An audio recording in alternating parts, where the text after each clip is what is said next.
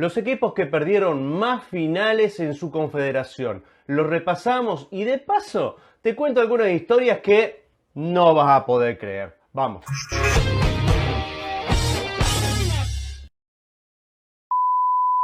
Como todos sabemos, el mapamundi futbolero está dividido en 6 confederaciones, cada una dirigida por gente comprometida en la doble tarea de potenciar sus cuentas bancarias y el fútbol en su región, en ese orden de prioridad. Mi tesoro. Dentro de ese trabajo, las competencias internacionales de clubes adquieren una importancia capital. Pero en este video no vamos a criticar los negociados de los dirigentes, sino que vamos a ver cuáles son los equipos que más veces llegaron a la final de su torneo continental, con el infortunio de, como diría Jorge Valdano, cruzar el océano para ahogarse en la orilla.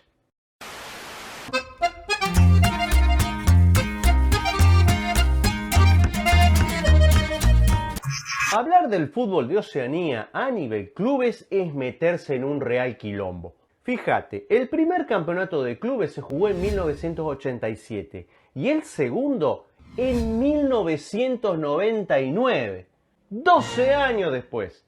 Eso habla a las claras la bola que se le daba al fútbol por esos lados. Prácticamente es despreciable. Y como tal, mucha sorpresa no había. Los equipos australianos dominaron la competición hasta que, aburridos de jugar solos, se mandaron a mudar a principios del 2006.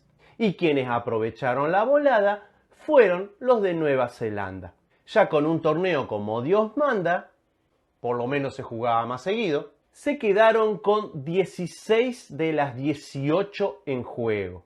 Pero pese a semejante dominio, no todo fue alegría por las tierras de los All Blacks, porque hubo una franquicia, el Team Wellington, que se comió el garrón de ser el segundón por 3 años seguidos, 2015, 2016 y 2017. ¿Querés malleta? Fue siempre contra el mismo rival, el archiconocido Auckland City. Sí, los mismos que se comieron 10 de los alemanes. De las 3 finales, la que más cerca tuvo fue en el 2015. Luego de pasearse contra equipos con nombre de playa de Polinesia, elimina al Bafisiano para llegar a su primera final, donde lo esperaba su laureado coterráneo. La cosa no empezaba bien. Como una premonición, el Auckland se adelanta con un penal, pero faltando 10, Jan Hogg, acordate de ese nombre, empata y nos vamos a la largue. Ahí parecía que la historia se congraciaba con los pibes de Wellington cuando el arquero ataja un nuevo penal en contra. Pero solo fue una sensación. En la definición desde los 12 pasos, Hogg, el mismo que empató, la manda al diablo y deja a su equipo invicto, pero sin copa. ¿Pero por qué siempre me pasan a mí estas cosas? En los años siguientes la cosa no pintó tan pareja. Pero dice el dicho, persevera y triunfará. En 2018 deja fuera su sombra negra en semis y con el camino despejado por fin logra levantar su tan ansiada y por el momento única Champions de Oceanía.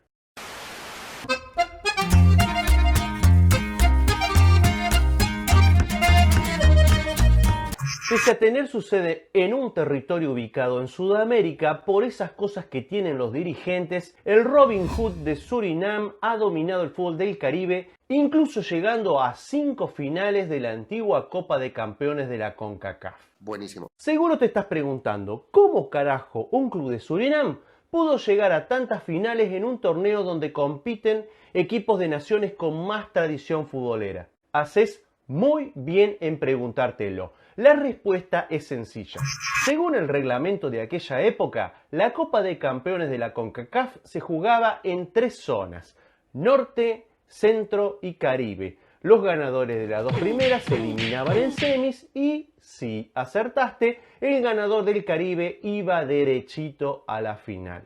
Lo cierto es que para el club con nombre de ladrón inglés, esta situación no supuso ninguna ventaja. Ya en esos tiempos había un abismo de diferencia entre el fútbol caribeño y el del resto de CONCACAF, por lo menos el de habla hispana. Hecho que se refleja en que de las 5 finales que jugaron, no ganaron ninguna. ¡No es cierto! ¡Eso no es posible! ¡Eso no se puede hacer! Las veces que más cerca estuvieron fueron en los años 70. Primero, 1972, donde la jugaron muy pocos equipos y los que quedaban se iban retirando de a uno, imagino que por problemas económicos. Nuestros héroes despacharon a su clásico rival y se aprovecharon del abandono haitiano. Las finales se jugaron a 2 partidos, en 2 ciudades distintas, pero del mismo país. Aún así, la final se resolvió con un solo gol. Qué miseria, chico. Qué miseria. Pasaron 5 años y esta vez el rival fue el América de México.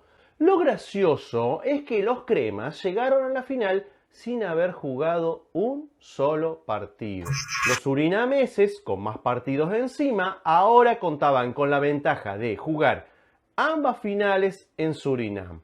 Aunque de poco le sirvió, el América ganaría por 1-0 la ida y le bastó un empate a 1 para dejar con las ganas a su desafortunado rival. Las últimas finales del Robin Hood fueron a principios de la década del 80. Dicen los que saben del fútbol por allá que fue su época dorada. Dorada y todo, agregaron 2 frustraciones más a su colección. A partir de ahí, siguieron siendo habituales del torneo continental, aunque sin la trascendencia de antaño.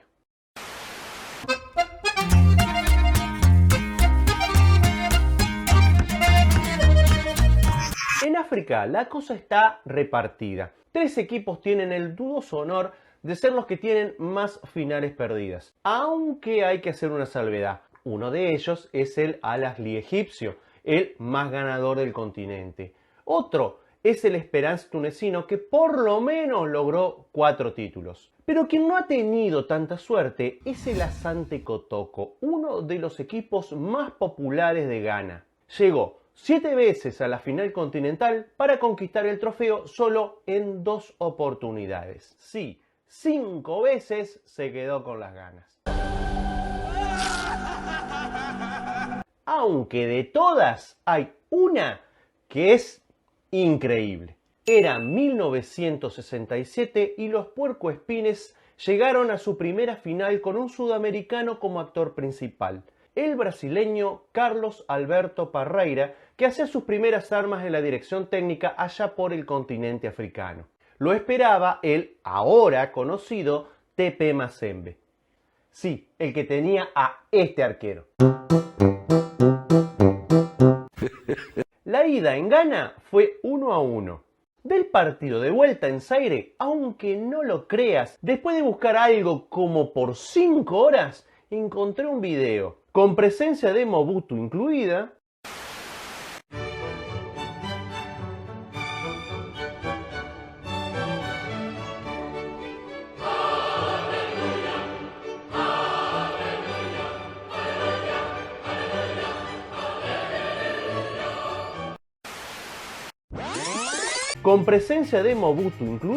y un estadio a reventar. Los 90 terminan en empate a 1. Tiempo extra, los ganeses marcan el segundo. Y cuando faltaba nada, penal para el Mazembe. Empate y todo el mundo invade la cancha. Hasta ahí, nada fuera de lo común. Acá viene lo bizarro de la historia. Parece que el árbitro no tenía mucha idea del reglamento de la competencia porque decidió, así, porque se le cantó, definir el máximo torneo africano a nivel clubes con un sorteo al día siguiente. Que sea lo que Dios quiera. Con esa idea, todos se iban yendo hasta que en eso llega otro que parece que no estaba muy informado sobre el partido. El secretario general de la Confederación Africana de Fútbol, quien llega, reglamento en mano, con la noticia: nada de sorteo, había que jugar un partido en sede neutral. Se le informó a los árbitros, a la Asociación de Zaire y a la de Ghana. Y acá el moño de la historia. Atentos, porque no tiene desperdicio. Llega el gran día, el 27 de diciembre, el día del desempate, y todos estaban en Camerún para la definición. O mejor dicho, casi todos. Faltaban los muchachos del Asante. Según Parreira, los directivos de la Federación de Ghana nunca les informaron cuándo tenían que jugar ese tercer partido, por lo que el equipo de Zaire fue declarado campeón por walkover. De ahí en más, les esperaban 26 años de más penas que gloria a los puercoespines de Ghana.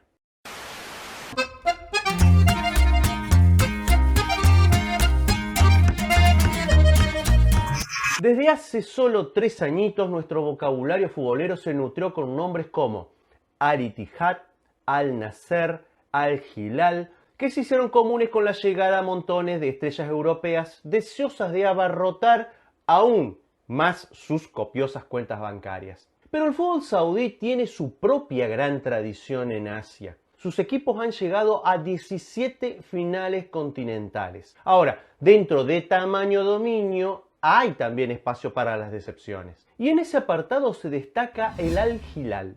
El club azul es famoso no solo porque fueron las vacaciones pagas de Neymar, sino por ser el club que más títulos continentales tiene, pero también el que más finales perdió. 5 para ser exactos, 2 de ellas seguidas. La primera no hubo final como tal, sino que salió segundo de grupo detrás de un equipo japonés. Y es justamente la segunda, la de 1987-88, la más extraña. Te cuento.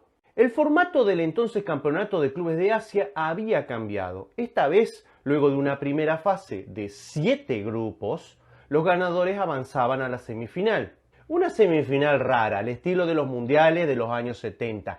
2 grupos donde los ganadores iban a competir por el título a partido de ida y vuelta. El Al-Hilal, también con presencia sudamericana, el entrenador uruguayo Omar Borrás, gana su grupo despachando a iraquíes y tailandeses y se asegura la final. Muy bien, bien hecho, sí, sí. Del otro lado, como el año anterior, otro equipo nipón, el Yomiuri, que en ese momento era de los más exitosos de Japón. ¡Bien hecho! Lo único que encontré de la final fue que el Yomiuri se proclamó campeón, pero nada más. Traductor de Google mediante, encontré algo más bizarro y loco todavía.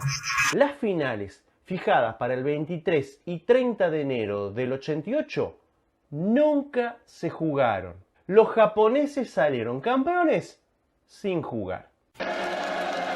La razón tampoco es sencilla de explicar, simplemente porque hay 3 versiones. La primera dice que el equipo saudí no se pudo presentar porque 10 de sus titulares estaban convocados para su selección la misma fecha estipulada para el partido de ida. Y como los jeques hacían lo que se les cantaba a las túnicas, no dieron permiso para que jugaran. Vos te preguntarás, ¿10 convocados? Sí, la razón era que Borrás había sido elegido como nuevo entrenador de la selección una semana antes del viaje a Japón. Se le venía la Copa del Golfo y quiso jugar sobre seguro. ¿Querés saber algo gracioso? Sí. Faltaban 2 meses para la Copa del Golfo. El verso saudí dice que ofrecieron un cambio de fecha, pero los nipones se negaron, alegando que las entradas ya estaban impresas con la fecha de enero. Otra versión, poco más creíble, dice que la final fue cancelada luego de que los saudíes pusieran reparos a la terna arbitral del partido de ida. Y por si faltaba algo, están aquellos que afirman que hubo un desacuerdo entre la directiva del Al-Hilal y la Confederación Asiática sobre quién debía ser local primero. Cree la que más te guste. Sea como haya sido la historia, la copa viajó a tierras del sol naciente.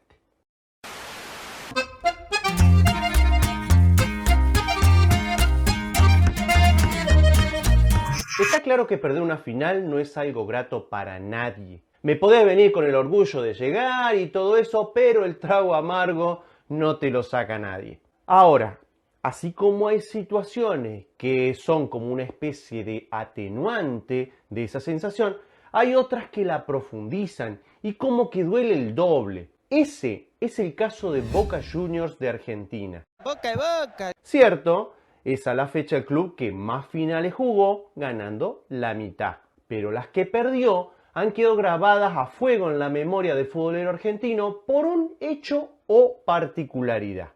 No las voy a repasar a todas porque ya tengo un video hecho al respecto. Te lo dejo por acá. Pero te cuento algunas. Como por ejemplo la de 1979, donde no solo tuvo que ver cómo su rival le daba la vuelta olímpica en la cara, sino que quedó marcado por una de esas anécdotas. Presiento que va a pasar algo feo. Resulta que el bicampeón de América había caído en la ida por 2-0.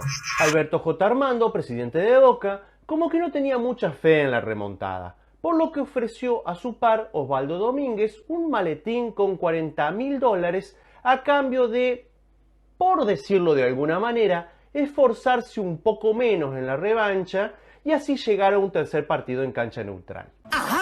Allí es donde Domínguez pronuncia su célebre frase que hasta hoy es motivo de orgullo del hincha olimpista. 0-0 y Olimpia campeón. Siguiente.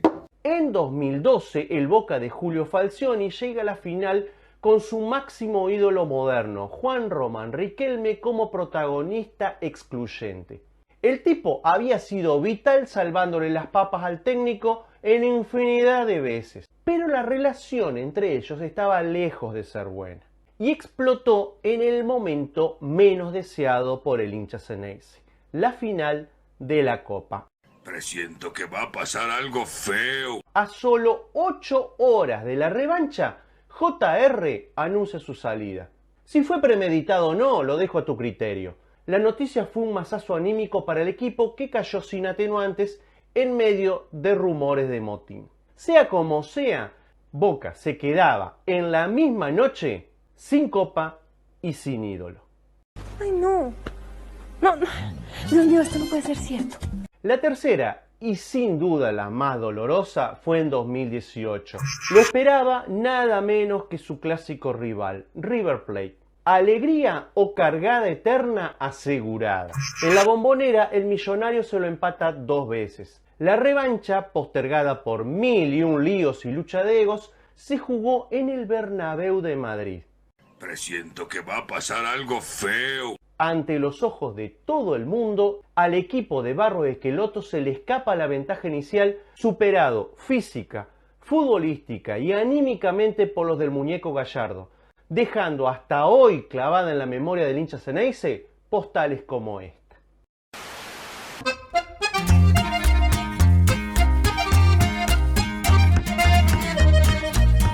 Parece que para los italianos el ganar la Champions se está convirtiendo en una excepción y no la regla. Desde el 2010 que no la ganan y la del pasado mayo fue la 18ª frustración continental, convirtiéndose en el país que más finales ha perdido. Dentro de ese desolador panorama, solamente la Juventus de Turín tiene el dudoso honor de aportar 7 desilusiones al combo. Obviamente con esto no desmerecemos su categoría de grande de Europa, pero sí detectamos que tiene un problemilla con las finales. Es un desastre, de verdad. Especialmente destacable es el trienio 96, 97, 98, cuando se convierten en el primer equipo en perder 2 finales de Champions seguidas. Esa Juventus, la de Zidane, Deschamps, Vierio, Del Piero y Marcello Lippi como entrenador, fue una de las mejores de su rica historia, llegando a 3 finales seguidas.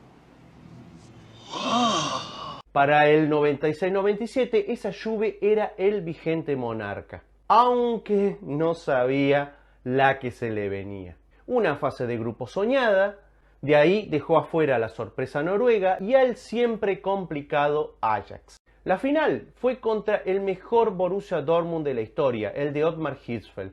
Fue un 1-3 sin atenuantes que deja a los alemanes con su primera Champions y a turineses en el comienzo de una época de vacas flacas que incluiría 2 finales más perdidas, el Calciopoli, el descenso de categoría y el escándalo de dopaje. Pero esa es harina de otro costal. Para la temporada siguiente, la del 97-98, la Juventus aún tenía cosas que decir en Europa. Una fase de grupos con algunas dudas, clasificando por diferencia de gol. Según el reglamento, solo avanzaban los primeros de cada grupo y los 2 mejores segundos. En cuartos se sacó de encima, sin mayores problemas, al sorprendente Dinamo Kiev de Shevchenko y en semis al Mónaco de la dupla Henry Trezeguet. La final fue contra el Real Madrid, que en eso de finales sabe y bastante. 0-1, los españoles cortaron una sequía de 32 años levantando la séptima y Juventus sumó un 4º capítulo a una historia a la que aún le quedarían 3 frustraciones más. Hasta acá el repaso de los máximos perdedores de la historia de las copas internacionales de cada confederación. Sí, sé que suena feo decirlo así, pero es la cruda realidad. Y al que no le gusta, que se joda. Veremos si en las próximas décadas alguno se agrega a la lista o quienes ya la integran ensanchan sus decepciones. Por lo pronto, te doy gracias por llegar hasta acá, te mando un abrazo grande y nos vemos en un próximo video. Chao.